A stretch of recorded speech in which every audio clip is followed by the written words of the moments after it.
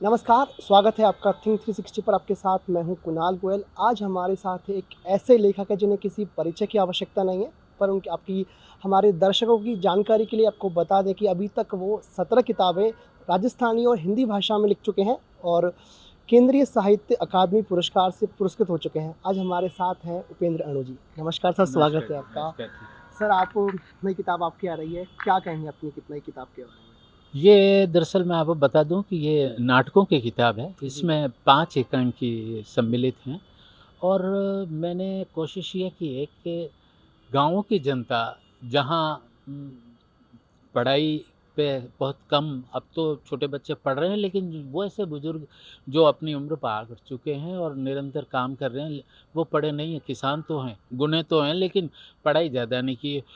लेकिन जिस बात को हम पढ़ कर के नहीं समझा सकते, उनको दृश्यों के माध्यम से, नाटकों के माध्यम से हम उन सारी बातों को हम उन वहाँ तक संप्रेषित कर सकते हैं। इसलिए मेरा ध्यान गया नाटकों पे और मैंने पृष्ठभूमि भी उन्हीं लोगों के बीच में से उठा करके और ये 4-5 एकांकी लिखे हैं, जिसमें इस पुस्तक का नाम है नियाद गंगा। जी और सर। नियाद गंगा का आप शायद सभी मतलब समझते होंगे, जाति पंचायत के अंदर है जी, और वो जाति पंचायत गंगा के समान है।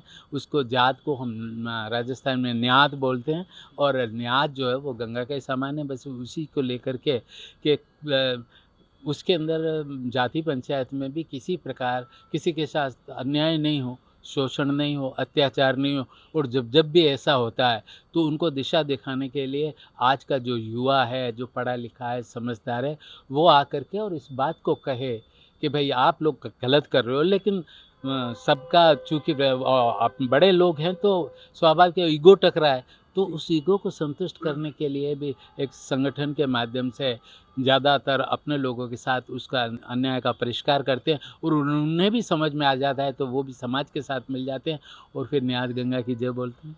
सर, एक शब्द का आपने अभी हाल ही में विवरण किया कि नाटकों। सर, नाटकों से क्या मतलब है हमारे आम दर्शकों के लिए? क्या है हम नाटकों का असल मतलब, अगर राजस्थानी भाषा में बात करें तो?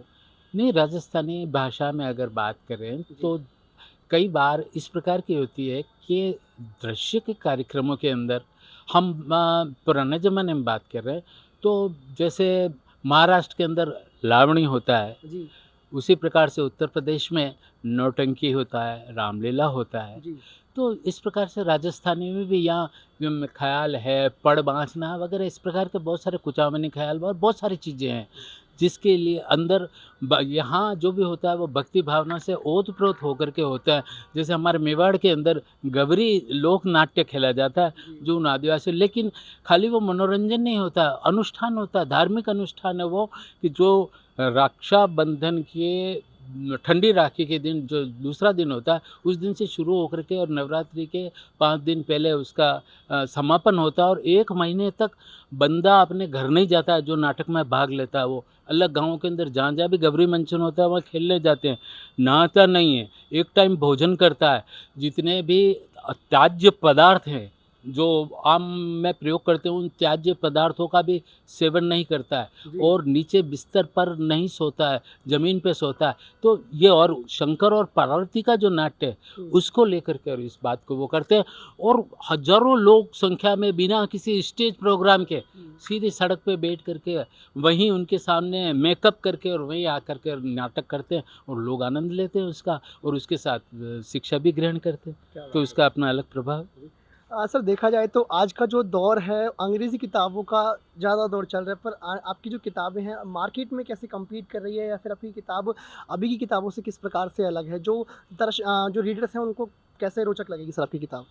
देखिए साहब, मेरा ये मानना है अक्षर ब्रह्म है। जी, हम चाहे कितना ही सुना लें, बोल लें, कुछ लें, लेकिन कितना ही बढ़िया सुनाया, कुछ देर बाद उस व्यक्ति के पास इतना टाइम नहीं है कि उसको याद रखे। जी सर। अक्षर कभी मिटता नहीं है, अगर वो प्रिंट हो गया। जी, अखबारों की बात करूँ, जी, तो अखबार के अंदर छपा रोज़ जब तक पढ़े नहीं, आदत पड़ जाती है, तो सुबह जब उठता है बंदा और उठ कर के और सबसे पहले ढूँढता है अखबार कहाँ है। अखबार पढ़ने के बाद उसे शांत, जबकि दिन भर वो टीवी भी देखता है, दूसरे चैनल भी देखता है, लेकिन इसके बाद भी उसका ये होता है, जबकि वही खबरें होती है अखबारों में, लेकिन बिना पढ़े हुए उसको ये लगता है कि एक काम अधूरा रह गया है।